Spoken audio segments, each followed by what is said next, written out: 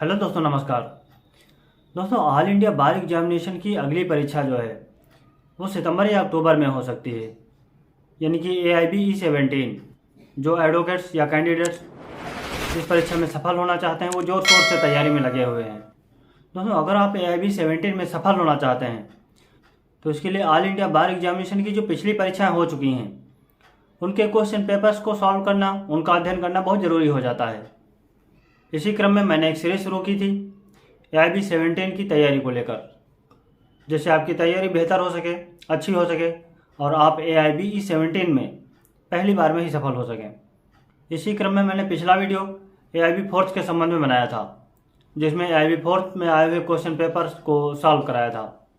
AIB-4 में ही आए हुए प्रश्नोत्तरों की सीरीज का ये आखिरी पार्ट है। वीडियो को कर दीजिए ज़्यादा से ज़्यादा लाइक और ज़्यादा से ज़्यादा शेयर, और चैनल को अगर अभी तक सब्सक्राइब नहीं किया है तो जल्दी से इसे सब्सक्राइब कर लीजिए और साथ ही बेल आइकन भी प्रेस कर दीजिएगा ताकि आने वाली हर वीडियो की नोटिफिकेशन आपको सबसे पहले मिल जाए। तो वीडियो में बने रहे मेरे साथ आखिर तक। मैं हूं अमरकेश विश्वकर्मा। चलिए दोस्तों, शुरू करते हैं। आज के वीडियो का ये पहला प्रश्न है, सूक्ति डेलीगेटस नॉन पोटेस्ट डेल का तात्पर्य है। ऑप्शन का, प्रतिनिधि आगे और प्रत्यायोजन कर सकता है। ऑप्शन खा, प्रतिनिधि आगे और प्रत्यायोजन नहीं कर सकता है। ऑप्शन घ, प्रतिनिधि को प्रत्यायोजन का उद्देश्यपूर्वक विरोध करना चाहिए। और ऑप्शन घ, उक्त में से कोई नहीं। तो इसका सही ऑप्शन है ऑप्शन खा, प्रतिनिधि आगे और प्रत्यायोजन नहीं कर सकता है। उपभोक्ता संरक्षण अधिनियम 1986 निम्न में सम्यक बातचीत के साथ संयुक्त राष्ट्र महासभा पर प्रमुख रूप से आधारित है। ऑप्शन का है UNCITRAL। ऑप्शन खा है UNCTAD।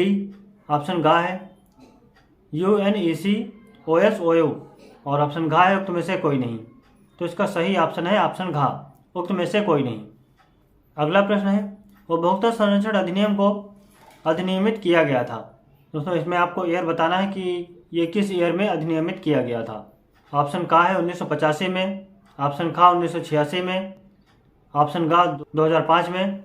ऑप्शन घा 2008 में। तो इसका सही ऑप्शन है ऑप्शन खा, 1986 में। अगला प्रश्न है, मोटरयान अधिनियम 1988 के अधीन दावा अधिकरण के अधिनिर्णय के विरुद्ध अपील की जा सकती है। ऑप्शन का, धारा 171 के अधीन। ऑप्शन खा, धारा 172 के अधीन। ऑप्शन घा, धारा 173 के अधीन। या ऑप्शन घा, धारा 174 के अधीन। तो दोस्तों, इसका सही ऑप्शन है ऑप्शन घा, धारा 173 के अधीन। मोटरयान अधिनियम में 1994 में संशोधन द्वारा व्यक्ति की मृत्यु के मामले में प्रतिकर है। ऑप्शन का 25,000 रुपये। ऑप्शन खा 50,000 रुपये। ऑप्शन घा 70,000 रुपये। या ऑप्शन घा 90,000 रुपये। इसका सही ऑप्शन है ऑप्शन खा, 50,000 रुपये। अगला प्रश्न है, प्रतिनिधिक दायित्व के अधीन दायित्व है। ऑप्शन का, संयुक्त। ऑप्शन खा, कई। ऑप्शन घा, दोनों का और खा। या ऑप्शन घा, मामले के तथ्यों और परिस्थितियों पर आधारित, उक्त में से कोई। तो दोस्तों, इसका सही ऑप्शन है ऑप्शन घा, दोनों का और खा। दोस्तों, मैं आपको बता दूं कि प्रतिनिधिक दायित्व यानी कि इसे वाइकैरियस लायबिलिटी भी कहा जाता है। चलिए दोस्तों, अगले प्रश्न पर चलते हैं। अगला प्रश्न है, अपकृत्य में मानहानि के मामले में। ऑप्शन का है, मानहानि करने का आशय आवश्यक नहीं है। ऑप्शन खा, मानहानि करने का आशय आवश्यक है। ऑप्शन घा, दोनों का और खा। ऑप्शन घा, या तो का या खा। इसका सही ऑप्शन है ऑप्शन का, मानहानि करने का आशय आवश्यक नहीं है। अगला प्रश्न है, निम्न नेता में से किसका पिता भारत का उप प्रधानमंत्री रहा है। ऑप्शन का, कुमारी मायावती। ऑप्शन खा, श्रीमती मीरा कुमार। ऑप्शन घा, श्रीमती प्रतिभा देवी सिंह पाटिल। या ऑप्शन घा, श्रीमती वसुंधरा राजे। तो दोस्तों, इसका सही ऑप्शन है ऑप्शन खा, श्रीमती मीरा कुमार। दोस्तों, श्रीमती मीरा कुमार पूर्व लोकसभा अध्यक्ष भी रह चुकी हैं। अगला प्रश्न है, भारत की संविधान सभा का कौन संवैधानिक सलाहकार था। ऑप्शन का, डॉक्टर राजेंद्र प्रसाद। ऑप्शन खा, डॉक्टर BR अम्बेडकर। ऑप्शन घा, BN राव। या ऑप्शन घा, जवाहरलाल नेहरू। तो इसका सही ऑप्शन है ऑप्शन खा, डॉक्टर BR अम्बेडकर, यानी कि डॉक्टर भीमराव अम्बेडकर। अगला प्रश्न है, भारत में न्यायिक पुनर्विलोकन की अवधारणा आधारित है। ऑप्शन का, विधि द्वारा स्थापित प्रक्रिया पर। ऑप्शन खा, विधि की सम्यक प्रक्रिया पर। ऑप्शन का, विधि के शासन पर। या ऑप्शन घ अंतर्राष्ट्रीय संधियों और अभिसमयों पर। दोस्तों इसका सही ऑप्शन है ऑप्शन का विधि द्वारा स्थापित प्रक्रिया पर। दोस्तों न्यायिक पुनर्विलोकन को जुडिशियल रिव्यू भी कहा जाता है। ये विधि का एक बहुत ही महत्वपूर्ण सिद्धांत है। अगला प्रश्न है पर्यावरण का संरक्षण है ऑप्शन का संवैधानिक कर्तव्य, ऑप्शन ख निर्देशक तत्व, ऑप्शन ग मूल कर्तव्य या ऑप्शन घ दोनों ख और ग यानी कि निर्देशक तत्व और मूल कर्तव्य। तो दोस्तों इसका सही ऑप्शन है ऑप्शन घ दोनों ख और ग यानी कि पर्यावरण संरक्षण निर्देशक तत्व भी है और मूल कर्तव्य भी है। अगला प्रश्न है मध्य शिक्षा संबंधित है ऑप्शन का संघ सूची, ऑप्शन ख राज्य सूची, ऑप्शन ग समवर्ती सूची या ऑप्शन घ अवशिष्ट विषय। तो इसका सही ऑप्शन है ऑप्शन ग समवर्ती सूची यानी शिक्षा जो है वो समवर्ती सूची में आता है। अगला प्रश्न है संविधान के अनुच्छेद 14 में अंतर्विष्ट पद विधि के समक्ष समता यानी कि इक्वलिटी बिफोर लॉ का निर्वचन करते समय उच्चतम न्यायालय ने लगातार अवधारित किया है कि समानता का तात्पर्य है ऑप्शन का है मानव के बीच आत्यंतिक समानता, ऑप्शन खा है सभी व्यक्तियों से सामान्य व्यवहार, ऑप्शन गा समानों के बीच विधि सामान्य होनी चाहिए और सामान्य रूप से प्रशासित की जानी चाहिए या ऑप्शन घा दोनों खा और गा। तो इसका सही ऑप्शन है ऑप्शन गा समानों के बीच विधि सामान्य होनी चाहिए और सामान्य रूप से प्रशासित की जानी चाहिए। उच्चतम न्यायालय ने अनुच्छेद 14 के अंतर्गत विधि के समक्ष समता का यही तात्पर्य बताया है। अगला प्रश्न है भारतीय संविधान में उपलब्ध मूल अधिकारों की संख्या है ऑप्शन का 6, ऑप्शन खा 7, ऑप्शन घा 8 या ऑप्शन घा 10। तो दोस्तों इसका सही ऑप्शन है ऑप्शन का 6 यानी कि भारतीय संविधान में मूल अधिकारों की संख्या 6 है। दोस्तों पहले मूल अधिकार 7 थे जिसमें एक संपत्ति का अधिकार था जिसको हटा दिया गया है और उसके बाद अब मूल अधिकारों की संख्या 6 रह गई है। तो वर्तमान में मूल अधिकारों की संख्या 6 है। अगला प्रश्न है निम्न मूल अधिकारों में से किसे डॉक्टर बी.आर. अम्बेडकर द्वारा संविधान के हृदय और आत्मा के रूप में वर्णित किया गया था। ऑप्शन का समानता का अधिकार, ऑप्शन खा धर्म की स्वतंत्रता का अधिकार, ऑप्शन गा संवैधानिक उपचारों का अधिकार या ऑप्शन घा उक्त में से कोई नहीं। तो दोस्तों इसका सही ऑप्शन है ऑप्शन गा संवैधानिक उपचारों का अधिकार। डॉक्टर भीमराव अम्बेडकर ने संवैधानिक उपचारों के अधिकार को संविधान का हृदय और आत्मा कहा था। दोस्तों ये प्रश्न इस तरीके से भी आ सकता है कि संविधान की आत्मा किसे कहा जाता है। अगर इस तरीके से पूछा जाए तो आप कहेंगे कि प्रस्तावना को यानी कि संविधान की आत्मा प्रस्तावना को कहा जाता है। अगला प्रश्न है भारत के नियंत्रक और महालेखा परीक्षक की नियुक्ति की अवधि क्या है। ऑप्शन का 6 वर्ष, ऑप्शन खा 65 वर्ष, ऑप्शन गा 6 वर्ष या 65 वर्ष की आयु जो भी पहले हो या ऑप्शन घा उक्त में से कोई नहीं। तो दोस्तों इसका सही ऑप्शन है ऑप्शन गा 6 वर्ष या 65 वर्ष की आयु जो भी पहले हो। अगला प्रश्न है निम्न डेटों में से कौन दैहिक स्वतंत्रता का बचाव है। दोस्तों मैं इसके बारे में आपको एक बात बता दूं कि जो याचिका होती है यानी कि रिट जो होती है वो केवल हाई कोर्ट और सुप्रीम कोर्ट में ही फाइल की जा सकती है, डिस्ट्रिक्ट या सेशन कोर्ट में नहीं। ऑप्शन है ऑप्शन का अधिकार परीक्षा, ऑप्शन खा परमादेश, ऑप्शन घा बंदी प्रत्यक्षीकरण या ऑप्शन घा उत्प्रेषण।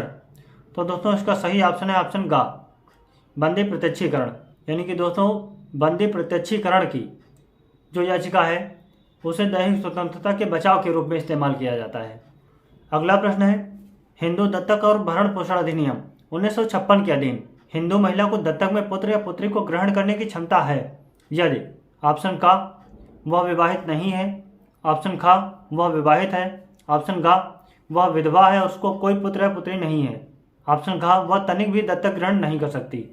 तो दोस्तों इसका सही ऑप्शन है ऑप्शन का वह विवाहित नहीं है यानी कि दोस्तों कोई हिंदू महिला दत्तक तभी ग्रहण कर सकती है वो दत्तक में पुत्री को ग्रहण करना चाहती है या पुत्र को ग्रहण करना चाहती है, ये मैटर नहीं करता है। मैटर ये कहता है कि कोई हिंदू महिला दत्तक में पुत्र या पुत्री को तभी ग्रहण कर सकती है हिंदू दत्तक और भरण पोषण अधिनियम 1956 के अधीन यदि कोई हिंदू महिला विवाहित नहीं है। अगला प्रश्न है हिंदू विधि के अधीन शून्य और शून्यकरणीय विवाह से जन्मी संतान है। ऑप्शन का धर्मज, ऑप्शन खा अधर्मज, ऑप्शन गा अवैध या ऑप्शन गा इनमें से कोई नहीं। तो दोस्तों इसका सही ऑप्शन है ऑप्शन का धर्मज यानी कि हिंदू विधि के अधीन शून्य और शून्यकरणीय विवाह से यदि कोई जन्मी संतान है तो उसको धर्मज संतान कहा जाएगा। अगला प्रश्न है व्यवसाय संघ अधिनियम को अधिनियमित किया गया था।